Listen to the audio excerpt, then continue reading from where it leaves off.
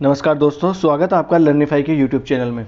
तो पिछले लेक्चर में हमने दिल्ली सल्तनत के गुलाम वंश के बारे में डिस्कस कर लिया था कि किसने गुलाम वंश जो है उसकी स्थापना करी और उसका अंतिम शासक कौन होता है। ठीक है, तो उसकी स्थापना किसने की थी? कुतुबुद्दीन ऐबक ने। तो ऐबक से शुरुआत होती है, फिर कौन आता है? फिर आता है इल्तुतमिश। मुख्य राजाओं की बात कर रहा हूँ मैं। फिर कौन आती है? इसकी बेटी रजिया सुल्तान। रजिया सुल्तान के बाद में कौन आ जाता है? बलबन। और लास्ट में बलबन का बेटा मोहम्मद, उसकी मृत्यु हो जाती है तो उसके गम में ये भी मर जाता है। जब मरने वाला होता है तो अपने बेटे बुगरा खां को बुलाता है। बुगरा खां इसके डर से आता नहीं है तो ये किसको बना देता है? राजा खुसरो को। और खुसरो इसका पोता होता है। और खुसरो किसका बेटा होता है? जो मोहम्मद खां होता है उसका बेटा होता है। यहाँ तक हमने डिस्कस कर लिया था कल के लेक्चर में। आज हम उसके आगे शुरू करने वाले हैं कि किस प्रकार से खिलजी वंश की स्थापना होती है। तो चलो आज का लेक्चर करते हैं शुरू। तो सबसे पहले हम पृष्ठभूमि देख लेते हैं कि खिलजी वंश अगर सत्ता में आया तो ऐसा ही तो है नहीं कि आके एकदम से बैठ गया, कुछ तो एक बैकग्राउंड रहा होगा। तो होता क्या है, कल वाली स्टोरी जो है उसी से हम आगे आज कंटिन्यू करते हैं। हमने देखा था कि बलबन का पोता खुसरो होता है, वो राजा बन जाता है। परंतु होता क्या है कि खुसरो छोटा रहता है तो वहाँ दिल्ली का एक कोतवाल होता है जिसका नाम होता है फ़खरुद्दीन। फ़खरुद्दीन क्या करता है, खुसरो को बहला फुसला के उसको बोल देता है, भाई देख तेरा तो यहाँ खतरा है, तेरे को ये मार देगा वो मार देगा, एक काम कर तू चला जा मुल्तान। मुल्तान का गवर्नर उसे बना देता है, यानी सूबेदार बना देता है खुसरो को मुल्तान का। और खुद क्या करता है, बुगरा खां जो होता है उसका बेटा होता है कैकुबाद, उस कैकुबाद को सुल्तान बना देता है। और वो भी कितने साल का होता है? 17 साल का होता है कैकुबाद, उसको सुल्तान बना देता है। ठीक है, फिर कैकुबाद ने मुइजुद्दीन कैकुबाद की उपाधि धारण करके वो राजा बनता है। मैंने आपको पहले भी कहा था जब भी ये राजा बनते हैं तो सुल्तान वगैरह बनते हैं तो क्या करते हैं, अपना नाम चेंज कर लेते हैं। अब कैकुबाद आदमी क्या था, 17 साल का तो था ही, मस्त पीने खाने में ये ध्यान दिया करता था, कुछ ज़्यादा इसको शासन वासन से मतलब नहीं हुआ करता था। तो इस चीज़ का लाभ किसने उठाया? जो फ़खरुद्दीन था कोतवाल, उसका दामाद था निजामुद्दीन, उसने इस चीज़ का लाभ उठा लिया और सारी शक्ति अपने हाथों में ले ली। क्योंकि सुल्तान जो है वो तो मस्त टल्ली रहता है, पीने में मस्त है वो, तो उसको तो कोई लेना देना ही नहीं है शासन से। तो कोई तो आदमी जो है शक्ति अपने हाथों में लेगा। तो किसने ले ली? फ़खरुद्दीन का जो दामाद था निजामुद्दीन, उसने सारी शक्ति अपने हाथों में ले ली। अब यार सुल्तान है, बुरा तो उसको भी लगता है कि कोई भी आदमी आए तो उससे कोई नहीं पूछ रहा सुल्तान वो है, उससे कोई पूछ ही नहीं रहा। पूछ किससे रहा? निजामुद्दीन से सब आके पूछ रहे, नमस्ते भी उसी को कर रहे, मेरे को बाद में नमस्ते कर रहे। उसको बुरा लगा तो इसने क्या किया, एक दिन उसको जहर देकर मरवा दिया कि भाई साहब तेरा नाम सत्य करवा दिया। तो उसका जहर देके उसको मरवा देता है कैकुबाद। ठीक है उसको मरवाकर ये सोचता है कि कोई ऐसा एक बंदा हो, कटप्पा जैसा। कटप्पा आपने देखा ना बाहुबली में, तो ऐसा कोई कटप्पा जैसा आदमी हो जो मेरे लिए वफादार रहे, मेरी हर बात माने। तो वैसा एक कटप्पा जैसा आदमी इसको कौन दिखता है दरबार में? जलालुद्दीन फिरोज खिलजी। हालांकि ये बूढ़ा होता है, मतलब उतना जवान मान नहीं रहता है, परंतु जलालुद्दीन फिरोज खिलजी होता है, उसको अपना सेनापति ये बना देता है। इसकी वजह से जो तुर्क सरदार होते हैं वो गुस्सा हो जाते हैं, यार तुमने इसको कैसे बना दिया ऐसा करके। ठीक है, तो जो तुर्क सरदार है जो मतलब नाराज हो गए थे, वो लोग विद्रोह करने का प्लानिंग कर रहे थे कि हम लोग क्या करते हैं, विद्रोह कर देते हैं यार। मगर वो विद्रोह की सोचते, विद्रोह करते इससे पहले ही सुल्तान को लकवा हो जाता है। लकवा होएगा, इतनी सारी दारू पिएगा तो दारू पीना, मस्त तंबाकू वंबाकू ये सब पीना तो होएगा लकवा। तो लकवा उसको आ जाता है। लकवा जब आ जाता है तो सारे सरदार मिलके उसका 3 साल का बेटा होता है शमशुद्दीन, उसको राजा बना देते हैं। 3 साल का लड़का है शमशुद्दीन, क्या ही करेगा, उसको राजा बना दिया। परंतु धीरे धीरे थोड़े सालों में जो जलालुद्दीन फिरोज खिलजी है उसने शमशुद्दीन को मार दिया। वो क्या कर देता है, शमशुद्दीन को मार देता है और खुद दिल्ली के तख्त पर बैठ जाता है। अब क्या करता है, दिल्ली के तख्त पर तो वो बैठ जाता है, परंतु अब भाई सुल्तान को मार के बैठा है तो शांति से तो कोई उसको राजा स्वीकार नहीं करेंगे। सब लोगों ने उसको राजा स्वीकार किया नहीं, और जो सरदार वगैरह थे और तुर्क सरदार वगैरह अमीर लोग हुआ करते थे, उसने इसका विरोध किया। तो इस बंदे ने क्या किया, बहुत सालों तक ये आदमी दरबार में आया ही नहीं, यानी किले में ये आया ही नहीं, और ये क्या करता था, दूर ही जाके ये रहता था। ठीक है, अब ये देख लेते हैं सबसे पहले कि ये खिलजी लोग हुआ कौन करते थे। ये खिलजी लोग जो थे मुख्यतः ये तुर्क जनजाति से संबंधित ये हुआ करते थे।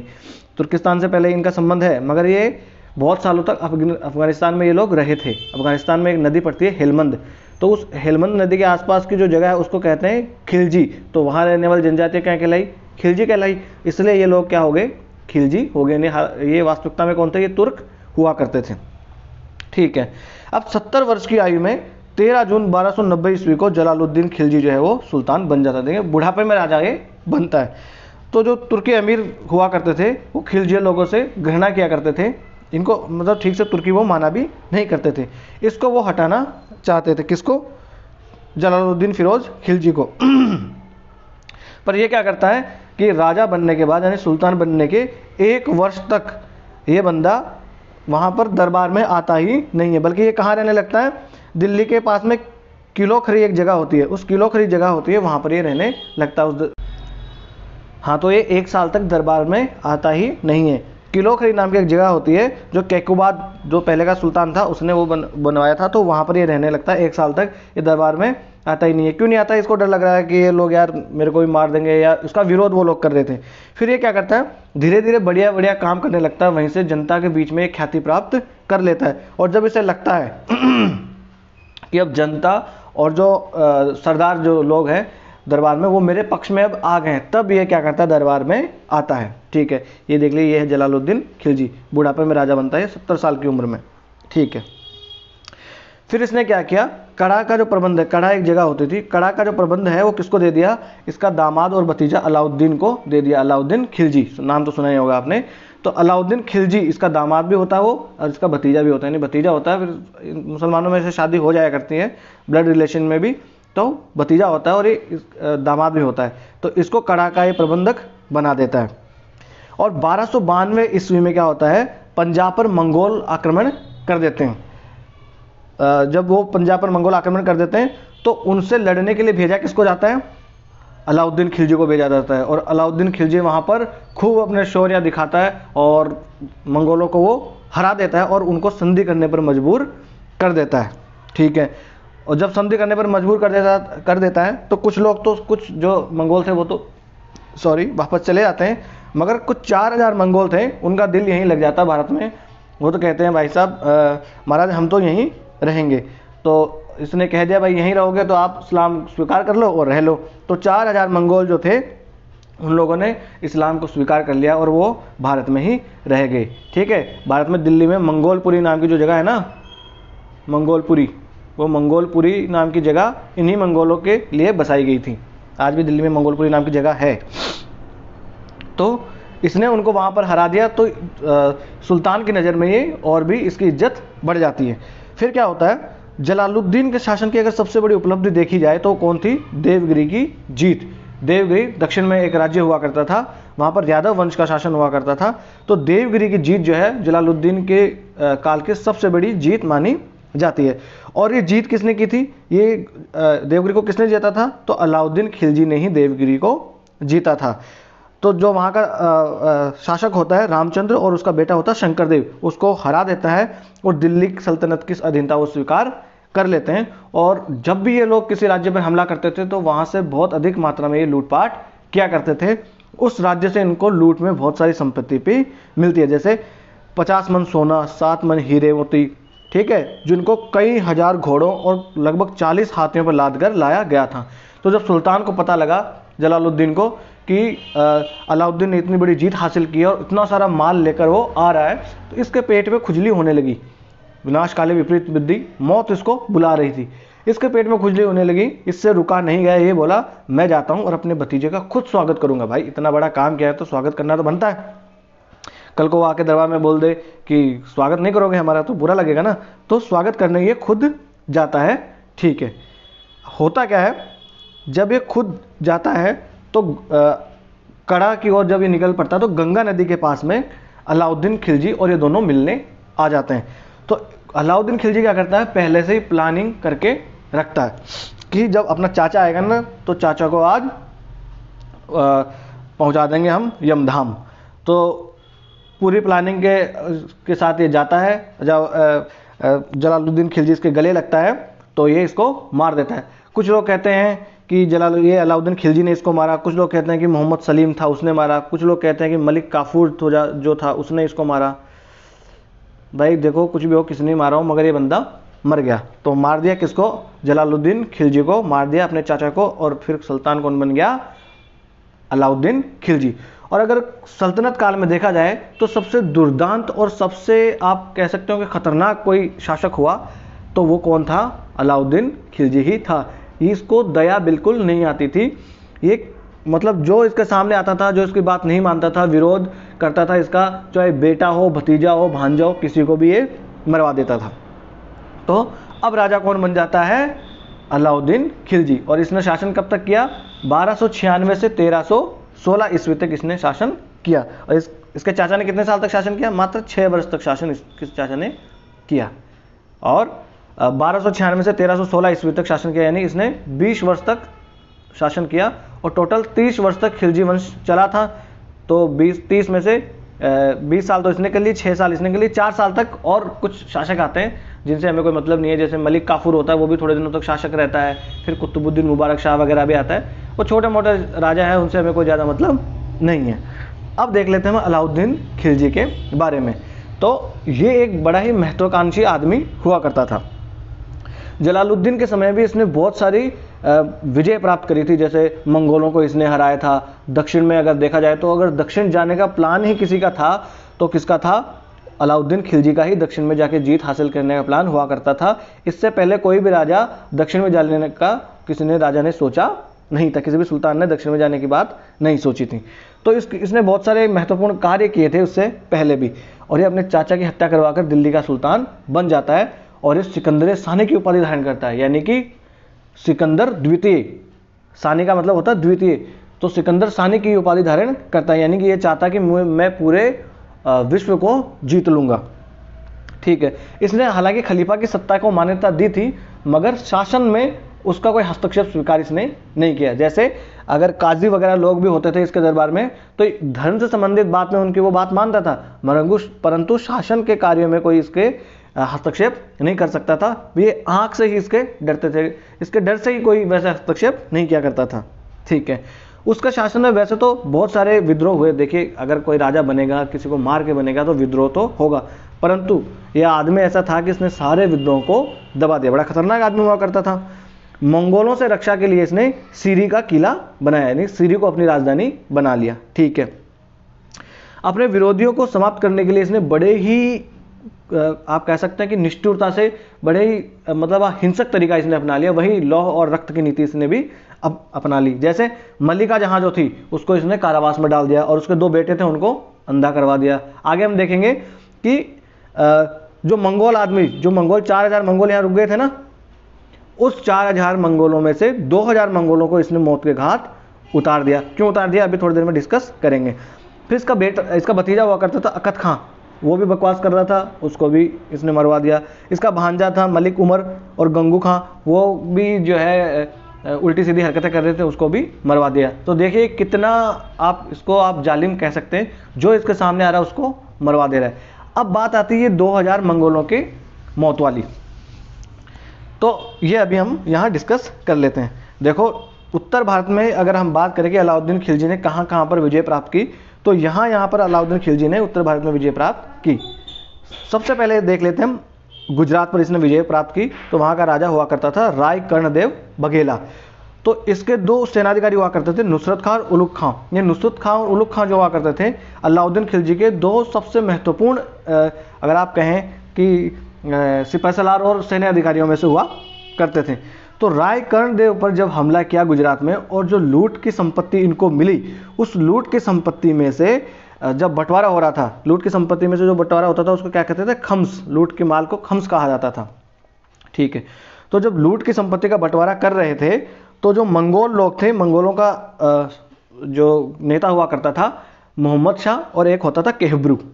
मोहम्मद शाह, ये एग्जाम के दृष्टि से आपके उतना महत्वपूर्ण नहीं, पर आप कहानी के तौर पर याद कर लीजिए ताकि कनेक्ट कर पाऊँ।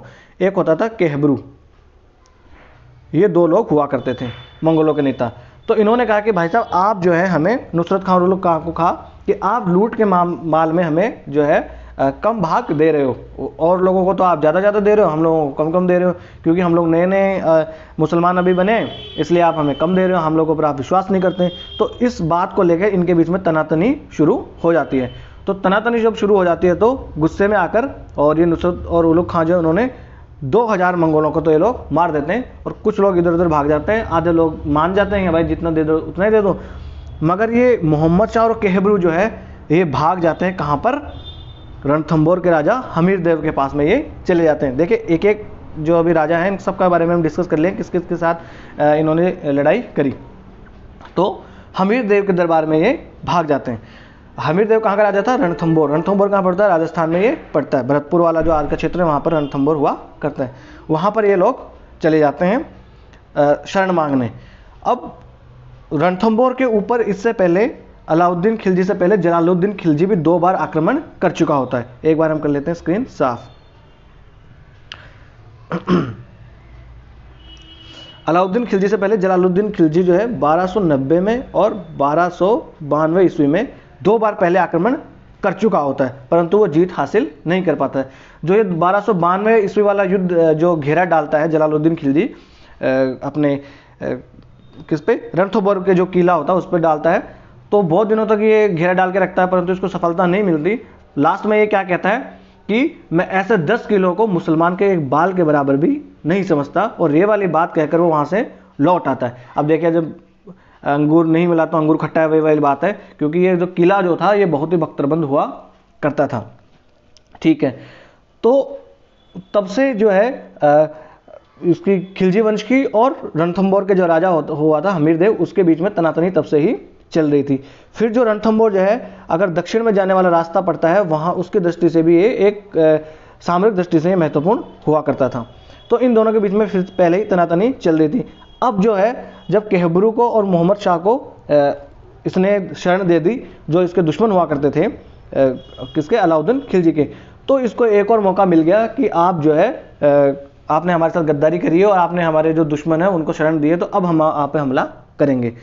तो जब ये हमला करने चला जाता है कौन, अलाउद्दीन खिलजी हमीर देव पर हमला करने चला जाता है। हालांकि हमीर देव से ये सीधा सीधा जीत नहीं पाता है, धोखे से जीतता है, क्योंकि वहाँ के कुछ अधिकारी होते हैं उनको सैनिक वगैरह होते हैं उनको ये अपनी तरफ मिला लेता है, और वो लोग वहाँ का जो किले में जो भोजन और जो पानी होता है उसको गाय का मांस वगैरह डाल डूल के उसको दूषित कर देते हैं, जिसकी वजह से उनको किले के दरवाजे खोलने पड़ते हैं और साका करना पड़ जाता है।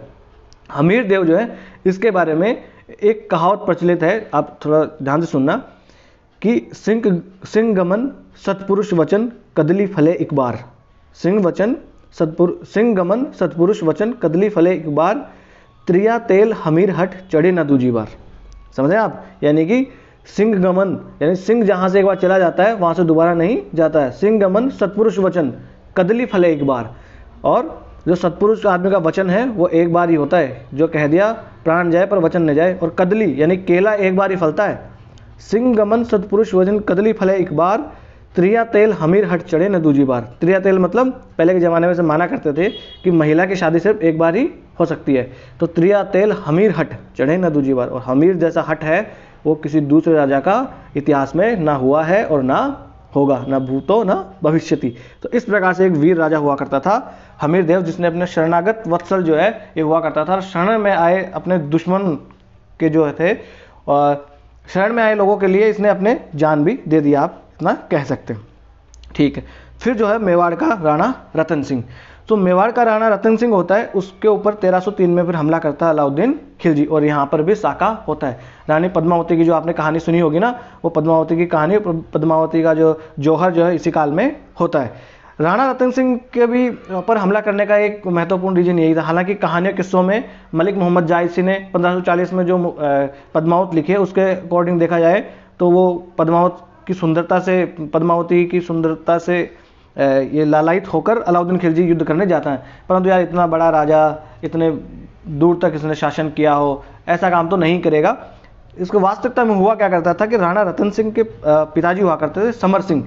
तो जब ये दक्षिण में और गुजरात में जा रहा होता है लड़ाई करने के लिए, तो रतन सिंह के जो पिताजी होते हैं राणा समर सिंह, वो राणा समर सिंह जो है इससे टैक्स वसूल करते हैं अपने जो एरिया में से, अपने क्षेत्र में से गुजरने के लिए। तो तब भी ये कहता है कि मैं इसका बदला लूँगा, तो इसका बदला लेता है ये अब। और वैसे भी ये मेवाड़ बहुत शक्तिशाली हुआ करता था, कौन राजा ये चाहेगा कि मेरे आसपास में कोई इतना शक्तिशाली राजा हो। ठीक है, तो राणा रतन सिंह पर ये हमला 1303 में कर देता है। फिर मालवा का होता है राय महालक देव, इस पर भी ये हमला कर देता है। ये ऐनुल मुल्क जो है ना, इसका एक महत्वपूर्ण सिपहसालार हुआ करता है किसका, अलाउद्दीन खिलजी का। फिर होता है सिवाना का किला, ये सिवाना नहीं है, सिवाना है,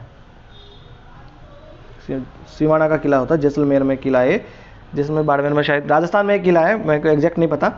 तो ये पश्चिमी राजस्थान में ये किला है, तो सिवाना का किला होता है। वहाँ पर सातल देव और सोमदेव दो वहाँ के राजपूत सरदार होते हैं, वहाँ पर ये लोग भी साका करते हैं। फिर जालोर का एक किला होता है, वहाँ का राजा होता है कान्हड़ देव और इसका बेटा होता है बीरम देव। बीरम देव, ये कहानी भी आपको सुनाता हूँ मैं थोड़ी सी।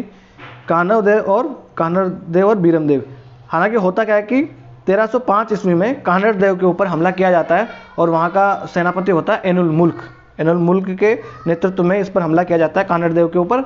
और ऐनुल मुल्क जो है वो कान्हड़ देव को समझा बुझाकर दिल्ली दरबार में ले आता है कि आप चलो दिल्ली चल लो, कोई बात नहीं, जो है आपको आप संधि कर लेना जो सुल्तान से। तो ये कान्हड़ देव जो है समझा बुझाकर इसको दिल्ली ले आता है और कान्हड़ देव और इसका बेटा होता है बीरम देव, ये दोनों आ जाते हैं दिल्ली दरबार में। तो ऐसा कहा जाता है कि कान्हड़ देव का जो बेटा होता है बीरम देव वो बहुत ही सुंदर हुआ करता है। आज का अगर आप देखें तो रणवीर सिंह उसे कह सकते हैं, रणबीर कपूर उसे कह सकते हैं, तो बड़ा ही सुंदर जो है वो हुआ करता था। उसके ऊपर दिल आ जाता है किसका, अलाउद्दीन खिलजी की बेटी होती है फिरोजा का, और फिरोजा इससे शादी करना चाहती है, किससे, बीरम देव से, परंतु बीरम देव मना कर देता है। और इसी मना करने के चक्कर में ही कान्हड़ देव पर फिर हमला कर दिया जाता है 1311 में, और यहाँ पर भी साका हो जाता है और कान्हड़ देव को भी जीत लिया जाता है। तो ये हमने देख लिया कि उत्तर भारत में किस प्रकार से इसकी जीत होती है। दोस्तों थोड़ी बाहर है ना, कोई बारात वारात शायद निकल रही है, चलो कोई नहीं, हम तो अपना डिस्कशन जो है कंटिन्यू रखते हैं। जब वो अपना काम नहीं छोड़े तो हम अपना काम क्यों छोड़ें, ठीक है। ये हमने देख लिया उत्तर भारत में किस प्रकार से अलाउद्दीन खिलजी ने अपनी सल्तनत का विस्तार किया, कौन कौन से राजाओं को हराया, थोड़ी बहुत उनके बारे में कहानी के रूप में हमने देख लिया, ताकि कहीं पे अगर डायरेक्टली इनडायरेक्टली कुछ ऐसा कोई स्टेटमेंट बन जाए, कोई क्वेश्चन आ जाए तो आप ये इसमें लिख पाओ या बता पाओ, ठीक है। अब देख लेते हैं हम कि इसकी दक्षिण भारत की विजय है, इसकी देख लेते हैं। दक्षिण भारत की विजय में सबसे पहले आता है इसकी देवगिरी पर विजय। तो यानी देवगिरी पर विजय देखिए पहले से ही इसने प्राप्त कर ली थी। देवगिरी पर इसने विजय पहले से ही प्राप्त कर ली थी, परंतु होता क्या है 1307-8 ईस्वी में फिर से देवगिरी पर हमला किया जाता है। क्यों हमला किया जाता है, क्योंकि यहाँ का जो शासक था ना रामचंद्र और उसका बेटा शंकरदेव, ये लोग क्या करते हैं कि 3 साल हो गए सुल्तान को इन्होंने 1 रुपया भी नहीं दिया। यानी इन्होंने बोला था भाई पहले कि हम जो है आपको कर देते रहेंगे वार्षिक रूप से, पर इन्होंने 3 साल हो गए 1 रुपया भी कर का नहीं दिया। तो फिर दूसरी बात, कर तो दिया सो दिया, वो तो नहीं दिया वो तो अलग बात। जो गुजरात का शासक था कर्ण बघेला और उसकी बेटी थी देवल देवी, वो जब वहाँ पर हमला किया तो भागकर कहाँ पर आ गए, इसके पास में आ गए और इसने इनको भी शरण दे दी। तो इन 2 चीज़ों की वजह से सुल्तान उनसे गुस्सा हो जाता है और मलिक काफूर को ये भेज देता है। दक्षिण में जितने भी अभियान होंगे उसका नेतृत्व तो कौन करेगा, मलिक काफूर ही करेगा। तो मलिक काफूर को ये भेज देता है और फिर मलिक काफूर इनको हरा देता है और फिर से जो है ये इनकी संधि हो जाती है और ये सुल्तान को ये क्या करते हैं, अपना कर देने के लिए ये मान जाते हैं। और जो देवल देवी है उसको भेज दिया जाता है सुल्तान के दरबार में, और वहाँ सुल्तान का जो राजकुमार होता है खिज्र खां, उससे इसकी शादी करवा दी जाती है, ठीक है। फिर वारंगल की विजय। वारंगल की विजय के बारे में जानने वाली एक चीज़ है कि यहाँ का शासक हुआ करता था प्रताप रुद्रदेव, और उसने जो है जब ये हार जाता है तो कोहिनूर हीरा देता है मलिक काफूर को कि भाई साहब आप एक हीरा ले लो और मुझे छोड़ दो, मेरी जान बख्श दो। तो ये हीरा ले लेता है और इसकी जान बख्श देता है और ये संधि इनके बीच में हो जाती है, ठीक है। फिर रहता है द्वार समुद्र। ये द्वार समुद्र कहाँ है, मैसूर जो है ना आज का, वहाँ उसको कहा जाता है द्वार समुद्र। यहाँ का होयसल राजा हुआ करता था वीर बल्लाल देव, देखिए वो बाहुबली वाला ना बल्लाल देव वैसा वाला। तो वीर बल्लाल यहाँ का राजा हुआ करता है, उसको ये पराजित कर देता है और वहाँ पर खूब लूटपाट करता है मलिक काफूर और बहुत सारा वहाँ से सोना चांदी लूट के लाता है। फिर दक्षिण में एक राजा होता है पांडे राजा। इसमें भी 2 भाई होते हैं, एक तो सुंदर एक वीर। सुंदर पांडे और वीर पांडे जो है 2 भाई हुआ करते हैं। होता क्या है कि जो सुंदर पांडे है ये आ जाता है मुसलमानों के पास में, यानी दिल्ली सल्तनत से ये संपर्क कर लेता है। इन दोनों के बीच में उत्तराधिकार का युद्ध चल रहा होता है, मामला चल रहा होता है। तो ये सुंदर पांडे आ जाता है और ये मलिक काफूर से संपर्क कर लेता है। तो मलिक काफूर जाता है सुंदर पांडे की तरफ से लड़ने के लिए, और सुंदर पांडे की तरफ से लड़ने के लिए जाता है तो वीर पांडे बाद में भाग जाता है। देखिए ना तो ये सुंदर, इसने कोई सुंदर काम किया, और ये वीर पांडे ना कोई इसने कोई वीर वाला काम किया। जैसे ही मलिक काफूर वहाँ पहुँचा, वीर पांडे वहाँ से भाग गया। फिर वहाँ खूब लूटपाट करी और पैसा टका लेके वापस वहाँ से आ जाते हैं। तो आप देख सकते हैं कि कहाँ उत्तर में दिल्ली से लेकर दिल्ली पंजाब वाले इलाके से लेकर दक्षिण में आप पांड्य राज्य तक भी यहाँ इनका शासन चला जाता है। तो बहुत बड़ा साम्राज्य खिलजियों ने बना लिया था। ठीक है, तो देखिए नाम से कोई फर्क नहीं पड़ता है। कोई किसी का नाम सुंदर है तो वो सुंदर हो जरूरी नहीं है, किसी का नाम वीर हो तो वो वीर हो ही जरूरी नहीं है। फिर क्या होता है, देवगिरी पर फिर से हमला किया जाता है। ये देवगिरी वाले बहुत परेशान कर रहे हैं। अब क्या होता है, रामचंद्र की जब मृत्यु हो जाती है, रामचंद्र मर जाता है, तो बेटा शंकरदेव जो है वो कहता है कि पापा ने करी थी संधि, मैंने कोई संधि नहीं करी थी, मेरी कोई ऐसी बात नहीं हुई है भाई, मैं कोई पैसा टका आपको नहीं दूंगा। ये मना कर देता, साफ मुकर जाता है कि मैं कोई पैसा टका नहीं दूंगा। इस बार भाई साहब गुस्सा आ जाता है सुल्तान को, मलिक काफूर को फिर भेजता है कि इस बार ये बहुत बकवास होगी इनको करते हुए, इस बार तो ये संधि बंदी कुछ नहीं करनी है, सीधा टपका इसको। मलिक काफूर जाता है, शंकरदेव को टपका देता है और उसका राज्य जो है देवगिरी सल्तनत में शामिल कर लेता है। अभी मलिक काफूर बहुत देर होगी। मलिक काफूर ये था कौन? ये मलिक काफूर हुआ करता था गुजरात में हिंदू जाति का एक हिजड़ा ये हुआ करता था, और इसे 1000 दिनारी भी कहा जाता था, क्योंकि 1000 दिनार में इसको खरीद लिया था अलाउद्दीन खिलजी ने। तो देखिए आदमी कहता है ना, मर्द मनोमर्द। हिजड़े ने जब इतना बड़ा काम कर दिया, कहाँ पूरा दक्षिण भारत जीत के दे दिया, तो क्या मर्द बनना। मर्द का मतलब सिर्फ वो वाला मर्द नहीं है। ठीक है, अब आगे चल लेते हैं। फिर हम देख लेते हैं, ये तो हमने देख ली कि अलाउद्दीन खिलजी ने कहाँ कहाँ जीते, मतलब विजय प्राप्त की, किस प्रकार का वो आदमी था, एक कहानी के तौर पर उसके हमने देख लिया ताकि आपको याद रह पाए। देखिए जो कहानी वाली चीज़ें होंगी वो आपको याद रहेंगी, और बाकी की चीज़ें अगर मैं फैक्ट आपको रटाता तो वो आपको चीज़ें याद नहीं रहती, आप भूल जाते हैं। ठीक है, अब हम ऐसे कुछ चीज़ें देख लेते हैं, जैसे अलाउद्दीन के प्रशासनिक सुधार हम देख लेते हैं, जिनसे शायद मेंस में कहीं क्वेश्चन बन जाए कि दिल्ली सल्तनत के जो सुल्तान थे उन्होंने क्या प्रशासनिक सुधार किए, ऐसा कोई क्वेश्चन बन जाए, या प्रीलिम्स में कोई स्टेटमेंट बन जाए तो आप उसको सॉल्व कर पाओ। तो प्रशासनिक सुधार में हम सबसे पहले देख लेते हैं सैन्य सुधार, कि उसने कौन कौन से सैन्य सुधार करवाए। तो उसने क्या किया, सैनिकों को नगद वेतन देने की इसने व्यवस्था की, हालांकि बलबन ने भी ये व्यवस्था तो कर दी थी। ठीक है, फिर सैनिकों की नियुक्ति तथा प्रशिक्षण के लिए इसने एक अलग डिपार्टमेंट ही बना दिया, आरिज़े ममालिक। भाई साहब आपका ये जो है काम है, आप सैनिकों की नियुक्ति करोगे, आप उनको ट्रेनिंग दोगे। तो एक आरिज़े ममालिक विभाग बना दिया सैनिकों की नियुक्ति और प्रशिक्षण के लिए। ठीक है, फिर घोड़ों की के लिए एक सुने दाग और हुलिया पद्धति अपना दी, यानी कि पहले क्या करते थे ये सैनिक लोग, दिखा देते थे मोटा ताज़ा घोड़ा, और क्या करते थे फिर मरा हुआ सा घोड़ा युद्ध में ये ले जाया करते थे। इससे जो है मतलब नुकसान हो जाता था। तो इसने घोड़े के लिए दाग और हुलिया पद्धति शुरू कर दी, यानी कि घोड़े का और सैनिक का हुलिया बना लिया करते थे ये है। ठीक है, और साथ में घोड़े को दाग दिया करते थे ताकि पता लगे कि हाँ यही घोड़ा वो था। ठीक है, फिर इसने क्या किया, राजकीय कारखाने में ही मतलब हथियार बनाने का काम इसने शुरू कर दिया कि भाई साहब गवर्नमेंट फैक्ट्री इसने बना ली खुद की, और उसमें सारे हथियार ये बनाने लगा, जैसे आज हमारे DRDO वगैरह भी तो बनाते हैं। ठीक है, फिर सीमा की रक्षा करने के लिए इसने क्या किया, जो सीमांत क्षेत्र था उसकी रक्षा के लिए इसने जो दुर्ग थे पुराने उनकी मरम्मत करवा दी, और कुछ नए दुर्गों के निर्माण इसने करवा दिए। जैसे हमने देखा था कि सीरी का किला इसने बनवाया था और उसे ही अपनी राजधानी इसने बना लिया था। तो ये हो गया इसके कुछ सैन्य सुधार। आगे चल लेते हैं, फिर हम देख लेते हैं कुछ वित्तीय और राजस्व व्यवस्था भी के में सुधार इसने कुछ करे थे। क्या क्या करे थे, एक तो कुछ लोग क्या हुआ करते थे कि पैसा नहीं दिया करते थे, होते ना आपके जीवन में भी कुछ ऐसा लोग होंगे, आप उधार देते होंगे और फिर एक मिनट पानी पी लूं।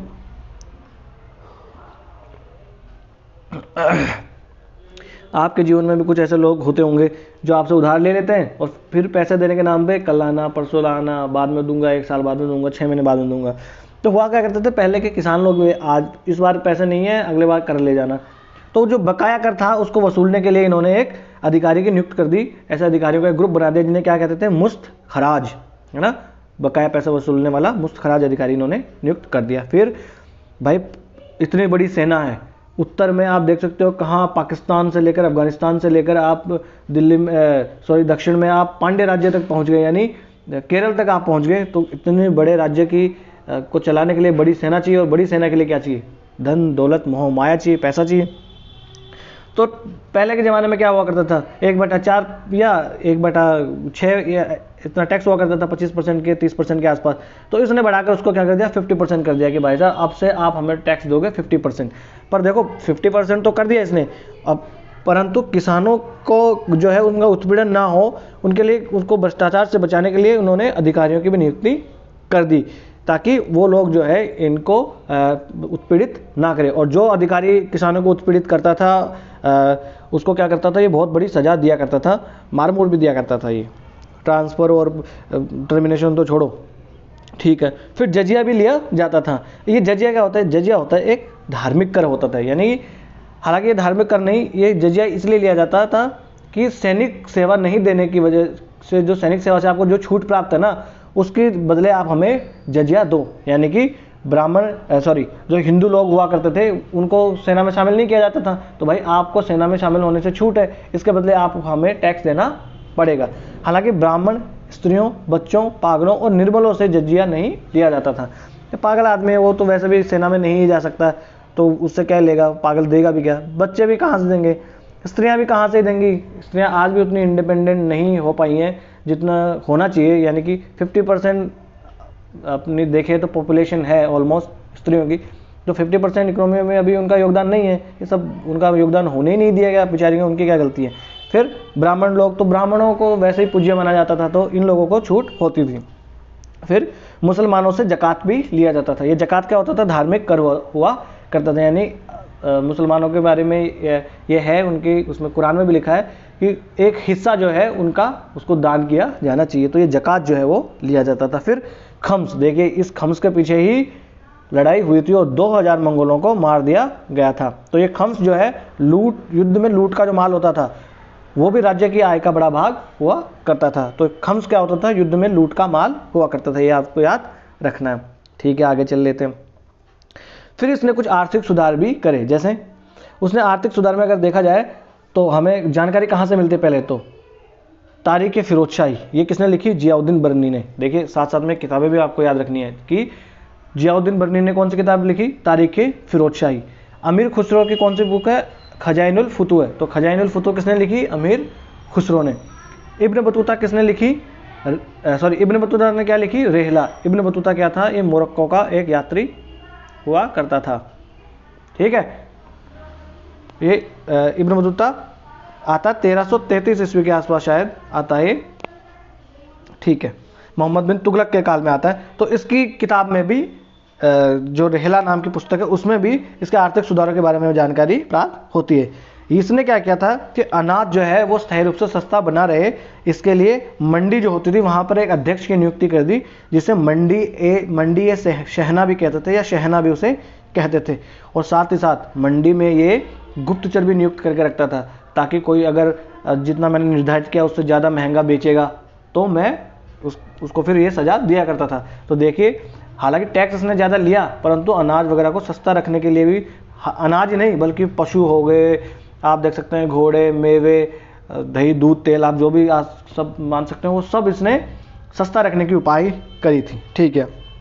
फिर तो देखिए बरीद कौन होते थे, गुप्तचर, ये आपको याद रखना है। मंडी या शहना कौन होता था, मंडी का अध्यक्ष हुआ करता था। फिर दोआब जो क्षेत्र था उसमें इसने क्या कर लिया, भूमि एकत्र को अनाज के रूप में इसने एकत्र कर लिया करता था। और उसकी वजह से क्या होता कि दिल्ली में बहुत सारा अनाज इसने एकत्रित कर लिया था, राजकीय अन्नागार बना लेता था, जैसे आज FCI बना के रखती है वैसे। और अगर दिल्ली में कभी सूखा पड़ गया, अकाल पड़ गया, तो वहाँ के लोगों को पता ही नहीं लगता था। क्यों नहीं पता लगता था, कि दिल्ली में इतना अनाज था कि ये राशनिंग व्यवस्था इसने शुरू करा दी थी। यानी कि अगर कोई बंदा जब अकाल पड़ जाता तो आता तो हर परिवार को ये आधा मन अनाज दिया करता था प्रतिदिन, यानी 20 किलो अनाज, एक मन में 40 किलो होता है, तो ये अनाज भी दिया करता था। चोर बाजारी का इसने सख्ती से निषेध करवा दिया था कि कोई भी आदमी चोर बाजारी नहीं करेगा, यानी कि मेरे पास माल है और मना नहीं कर सकता था कि मैं नहीं दूंगा या मेरे पास नहीं है। कुछ लोग जो किसान वगैरह होते थे वो भी चोर बाजारी कर लिया करते थे, यानी कि उनके पास उत्पादन तो हुआ मान लो 100 किलो, ये बता देते थे हमारे पास तो 50 किलो ही हुआ, तो इसके लिए भी उन्हें सख्ती से निषेध करवा दिया था। फिर अकाल का सामना, हाँ, तो ये राजकीय अन्नागार भी इसने बनाया दिए थे उस काल में। फिर राशनिंग की व्यवस्था जो है इसने लागू कर दी थी। हालांकि राशन कार्ड की व्यवस्था नहीं हुआ करती थी, परंतु राशनिंग की व्यवस्था इसने शुरू कर दी थी। राशनिंग की व्यवस्था क्या है, मतलब सरकारी दुकान है, वहाँ पर जाओ और आप सस्ते में आपको सामान मिल जाएगा। तो ऐसी व्यवस्था उसने उस काल में करवा दी थी। आधा मन अनाज दे दिया करता था ये प्रतिदिन एक परिवार को। परिवार में कितने लोग रहते हैं उससे मतलब नहीं था इनको, परंतु ये क्या किया कर देता था, आधा मन अनाज प्रतिदिन एक परिवार को दे दिया करता था। आधा मन मतलब 20 किलो, बहुत होता है इतना। फिर अब देखिए कितना भी आदमी था, कैसा भी था, जो भी हो, 6 जनवरी 1316 ईस्वी को ये मर जाता बेचारा। और बरनी के अनुसार सुल्तान की मृत्यु का कारण क्या था, मलिक काफूर जो था ना, इसका पूरा आप कह सकते हो कि चेला टाइप का, एकदम हर बात इसकी मानता था। इसके कहने से किसी का गला काट देता था, उसी ने इसको जहर दे दिया। उस जहर की वजह से ये मर जाता है। तो ये हमने आज क्या देख लिया, खलजी वंश देख लिया पूरा। हालांकि इसके बाद में शहाबुद्दीन उमर, थोड़े सा समय के लिए मलिक काफूर भी सुल्तान रहता है। फिर कुतुबुद्दीन मुबारक शाह जो है वो सुल्तान बन जाता है। और उसके बाद तो तुगलक वंश की जो है डायनेस्टी शुरू हो जाती है। तो वो छोटे छोटे राजा हैं, तो उनको हमें जानने की ज़रूरत नहीं है। कल के लेक्चर जो होगा उसमें हम देखने वाले हैं तुगलक वंश के बारे में हम देखेंगे। आज का लेक्चर जो है हम करते हैं यहीं समाप्त। ये लर्निफाई अनलॉकिंग नॉलेज के नाम से अपना चैनल है टेलीग्राम पे, इसको आप ज्वाइन कर सकते हैं। इस लेक्चर की PDF आपको यहीं प्राप्त होगी। और भी अगर आप देखें तो स्टडी से संबंधित कोई भी हमें मटेरियल साझा करना होगा तो हम इसी चैनल पे साझा करेंगे। आपको कोई सलाह देनी हो या कोई सलाह लेनी हो लेक्चर से संबंधित या पढ़ाई से संबंधित और कोई मामला हो, या कोई आपका पर्सनल मामला भी हो जिससे आप मतलब गुजर रहे हो, जूझ रहे हो, आपको उसका कोई समाधान नज़र नहीं आ रहा हो, तो मेरे कम से कम 6-7 साल के एक्सपीरियंस से मैं आपकी हो सकता है आपकी सहायता कर दूं। थोड़ी बहुत भी अगर कर पाऊँ तो मेरी खुशनसीबी ये होगी। तो आप हमें लिखते रहिए, कमेंट बॉक्स में लिखते रहिए, लाइक करिए, सब्सक्राइब करिए और कमेंट कीजिए। और बड़े ही लोकतांत्रिक ढंग से हम छोटे से परिवार को आगे बढ़ाएंगे। नमस्ते, धन्यवाद।